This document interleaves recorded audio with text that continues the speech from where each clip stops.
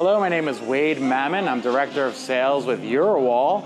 Eurowall is the industry-leading manufacturer of aluminum sliding, folding, and pivoting doors based out of Northport, Florida.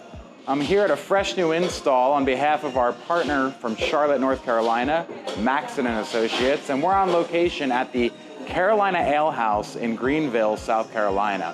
What you see behind me is our multi-slide system.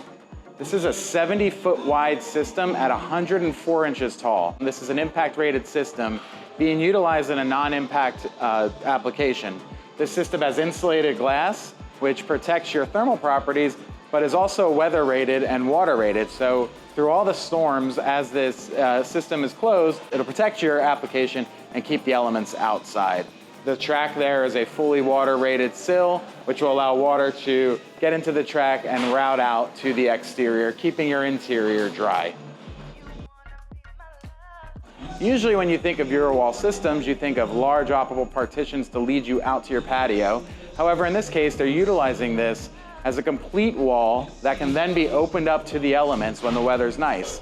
You have a 70-foot span with panels consisted of insulated glass, keeping the temperature warm inside and chilly on the outside, or vice versa, depending on your climate.